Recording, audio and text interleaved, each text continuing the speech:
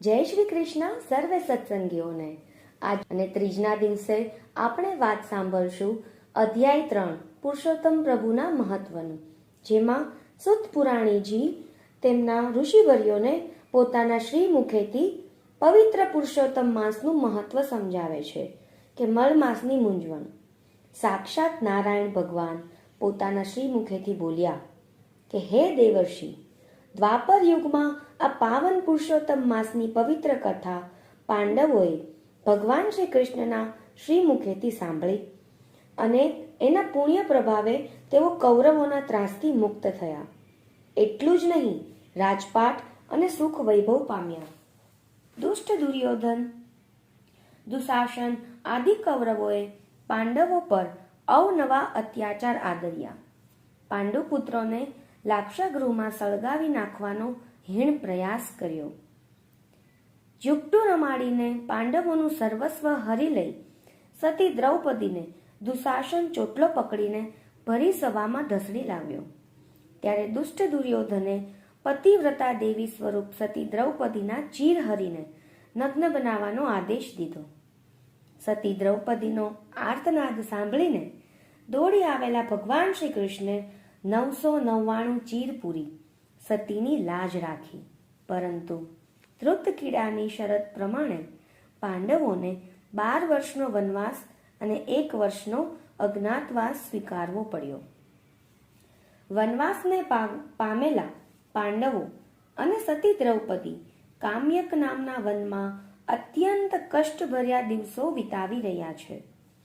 એવા કઠણ સમયે ભગવાન શ્રી કૃષ્ણ પોતાના ભક્તોની સંભાળ લઈને સહાય કરવા વનમાં પધાર્યા.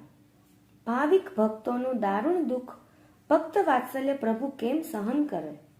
અત્યંત ક્રોધિત થયેલા ભગવાને કાળનું રૂપ ધારણ કર્યું.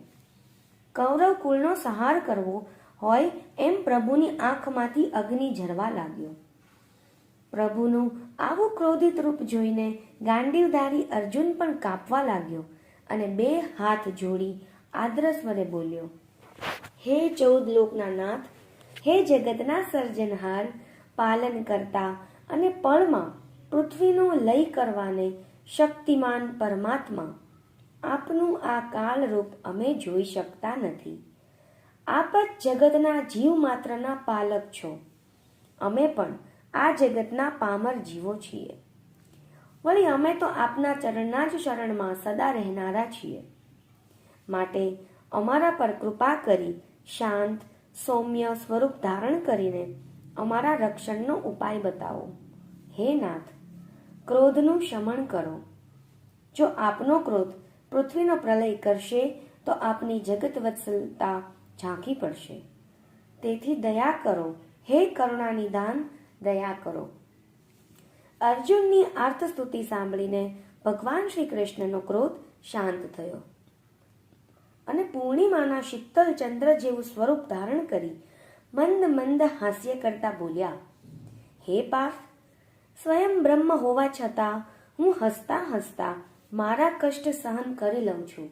પરંતુ મારા કોઈ ભક્તનો રાઈના એક દાણા જેટલું પણ દુઃખ પડે તો એ મને હિમાલય જેવું લાગે છે. આવા ભક્તો માટે જ હું અજન્મા હોવા છતાં જન્મ લઈ અવતાર ધારણ કરું છું. મનુષ્યને એના કર્મ પ્રમાણે ફળ ભોગવવું પડે છે.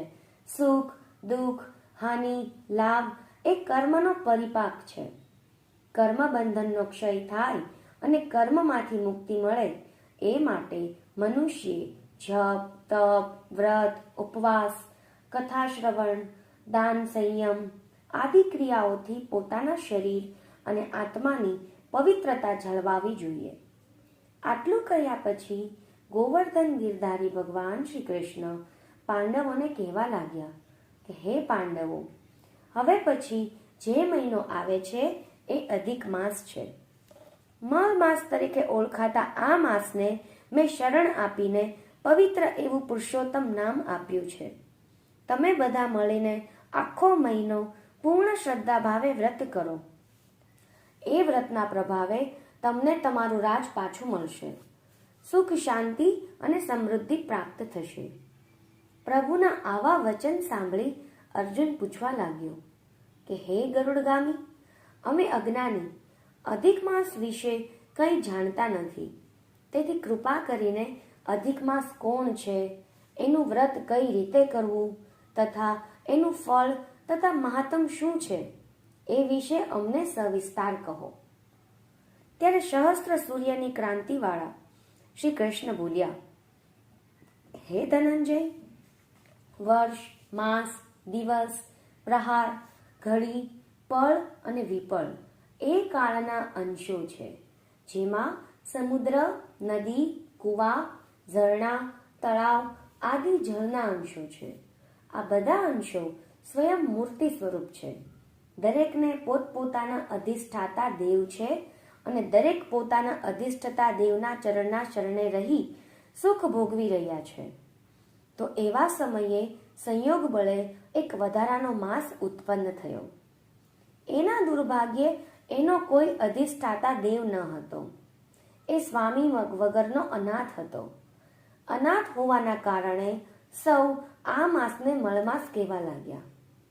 જગતના તમામ જીવ એને મલિન માનતા, તેથી આ માસમાં કોઈ સત્કર્મ કરતા નહીં. દુર્ભાગ્યે આ સમગ્ર માસમાં સૂર્ય એક જ રાશિમાં રહેતો, તેથી જગતના જીવો આ માસને નકામો માની ધૃણા કરવા લાગ્યા.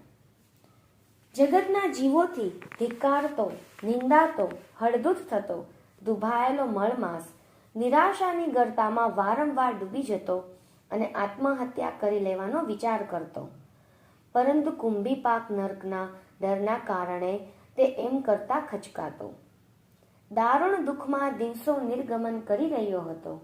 એકવાર ઘોર નિરાશાને પ્રાપ્ત થયેલો મળમાસ વૈકુંઠમાં મારા શરણે આવ્યો અને અશ્રુઓથી મારા ચરણ પખાળીને ગળગળા અવાજે મને કહેવા લાગ્યો, નૈમિષારણ્યમાં બિરાજમાન સુત પુરાણીનું સનકાદિક મુનિવર્યોને કહી રહ્યા છે કે ભગવાન નારાયણ દેવર્ષિ નારદને કહે છે અને શ્રી કૃષ્ણ પ્રભુ પાંડુપુત્રોને સંભળાવે છે કે ત્યારબાદ શું બન્યું તે હું મારી અલ્પમતિ અનુસાર તમને કહી સંભળાવું છું. તો અહીંયા અધ્યાય 3 સંપૂર્ણ થાય છે. બોલો શ્રી પુરુષોત્તમ દેવની જય. આગળની વાત આપણે કરશું અધ્યાય 4માં. તો હવે આપણે સાંભળીએ પુરુષોત્તમ માસની અધિક શ્રાવણ સુદ ત્રીજની વાર્તા. હવે આપણે વાર્તા સાંભળશું વૈકુંઠ જાત્રાની વાર્તા. સીતાપુર નામે એક ગામ. ગામમાં 5 પટેલ રહે. પટેલને 5 દીકરા. પટેલ નિરાતે પ્રભુ ભજન કરે અને દીકરા ખેતી કરે. પટેલ જીવના ભારે ઉદાર. ભૂખ્યાને ભોજન કરાવે, માગણને મોઢે માગે એ આપે, વ્રત તો એકેય ના છોડે. એવામાં પુરુષોત્તમ માસ આવ્યો. પટેલે વ્રત શરૂ કર્યું. પટેલનું શ્રદ્ધાભાવ જોઈ ભગવાનને પટેલની કસોટી કરવાનું મન થયું.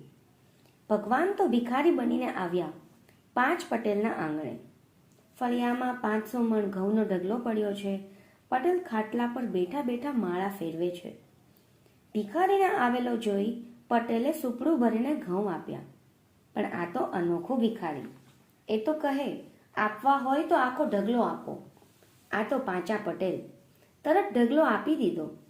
ગાડાવાળાને બોલાવીને કહી દીધું કે ઘઉં આ ભાઈ કહે ત્યાં પહોંચાડી દો. પ્રભુને પ્રસન્ન થઈને ઘઉંના ઢગલા પર હાથ ફેરવ્યો. ત્યાં તો ઘઉં સાચા મોટી થઈ ગયા. પટેલ તો પ્રભુના પગમાં પડી ગયા. પ્રભુ બોલ્યા કે હે ભક્ત, હું પ્રસન્ન છું તારા પર, તારે માગવું હોય એ માગ. ત્યારે પટેલ બોલ્યા કે પ્રભુ, સદેહે વૈકુંઠની જાત્રા કરવાની ઈચ્છા પૂર્ણ કરો. પ્રભુએ હસીને પટેલને સાથે લીધા. વૈકુંઠ દેખાડ્યું. ત્યાંથી ગોલોકમાં લઈ ગયા. પછી બ્રહ્મલોક, પાતાળ અને ઇન્દ્રપુરી દેખાડ્યું. અક્ષરધામ દેખાડ્યું. આ બાજુ પટેલના ઘરમાં રડારોલ થવા લાગી. પટેલ ગયા ક્યાં? 10 દિશામાં માણસો દોડાવ્યા, પણ પટેલ ક્યાંય ન મળ્યા. છોકરા તો ગયા જોશી પાસે.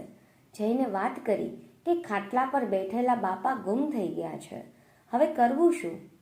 ત્યારે જોશી બોલ્યો કે જીવતા હશે તો 11મા દિવસે પાછા આવશે, ન આવે તો 12મું કરી નાખવું. પટેલ વૈકુંઠવાસી થયા છે એમ ગ્રહો કહે છે. 11 દિવસ રાહ જોઈ, પણ બાપા ન આવ્યા. 12મા દિવસે દાઢી મૂછ મુંડાવીને સરાવા બેઠા ત્યાં તો સડસડાટ કરતું વિમાન આવ્યું અને પટેલ ઉતર્યા. બધા ભૂત ભૂત કરવા લાગ્યા.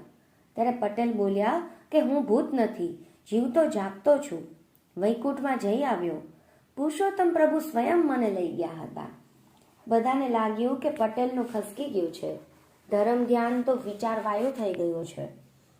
પાછા પટેલ તો માંડ્યા વૈકુંઠ અને સ્વર્ગ પાતાળની વાતો કરવા. ત્યારે બ્રાહ્મણો બોલ્યા, પટેલ, આ તો ગધેડાને તાવ આવે એવી વાત છે. સદૈવ કોઈ વૈકુંઠમાં જાય નહીં. ને જો તમે ગયા હોય તો અમને પણ લઈ જાઓ, નહીતર ચડો ચિતા પર. પટેલ તો ગભરાયા. આ તો ધર્મ કરતા ધાર પડી. પટેલ તો પ્રભુને યાદ કરવા લાગ્યા. હવે માર તોય તું અને જીવાડ તોય તું, મારી લાજ તારે હાથ છે. ભક્તને ભીડમાં પડેલો જોઈ ભગવાન તરત ગરુડે ચડીને આવ્યા. પ્રભુને પધારેલા જોઈ પટેલની આંખમાંથી હર્ષના આંસુ વહેવા લાગ્યા. પ્રભુ, આ 7 બ્રાહ્મણોને પણ મારે જેમ વૈકુંઠની જાત્રા કરાવો, નહીતર મારે ચિતા પર ચડવું પડશે. પ્રભુ મંદ મંદ હસતા બોલ્યા કે હે ભક્ત, વૈકુંઠના દર્શન તો પુણ્યશાળીને જ થાય, પણ આ તો ભક્તની જીદ. ભગવાને નમતું જોખ્યું અને બોલ્યા, ભક્ત, તમે ગરુડના પગ પકડો. બીજો તમારા પગ પકડે, ત્રીજો બીજાના પગ પકડે. જેને આવવું હોય તે આ રીતે આવે. પટેલે તો તરત ગરુડના પગ પકડી લીધા. બ્રાહ્મણે પટેલના પગ પકડ્યા. આમ 7 બ્રાહ્મણ અને 8મા પટેલ ઉડ્યા આકાશમાં. હવે બન્યું એવું કે જે બ્રાહ્મણે પટેલના પગ પકડ્યા હતા એ લાડવાનો ભારે શોખીન હતો. રસ્તામાં એણે પટેલને પૂછ્યું કે પટેલ, ત્યાં લાડવા તો મળશે ને? બિલાડીની નજર શિકાર પર અને બ્રાહ્મણની નજર લાડુ પર. પટેલે હા પાડી. એટલે બ્રાહ્મણે આગળ પૂછ્યું કે કેટલા મળશે? આટલા બધા, એમ કહીને જ્યાં પટેલે હાથ લાંબા કર્યા ત્યાં તો કરભૂસ કરતા બધા પછડાયા ધરતી પર. 7 બ્રાહ્મણ મરી ગયા, એકમાત્ર પટેલ જીવતા રહ્યા. 7 બ્રાહ્મણોને મરેલા જોઈ પટેલ રડવા લાગ્યા કે હે પ્રભુ, આ તો તે મને બ્રહ્મ હત્યાના પાપમાં નાખ્યો. હવે તો આમાંથી ઉગાડ, નહીતર હુંય પ્રાણ છોડીશ. પટેલે તો સાચો સાચ ચિતા ખડકી. ત્યાં તો ભગવાન દોડી આવ્યા અને 7 બ્રાહ્મણને સજીવન કર્યા. નિષ્કામ ભાવે ભક્તિ કરે, કરે કર જોડી પ્રણામ. જાત્રા થાય બહુ બંધન ટળે, સદેહે ભોગવે ધામ. હે પૂર્ણ પુરુષોત્તમ પ્રભુ, તમે જેવા પાંચા પટેલને ફળ્યા એવા સૌને ફોલજો. બોલો શ્રી કૃષ્ણ કનૈયા લાલ કી જય.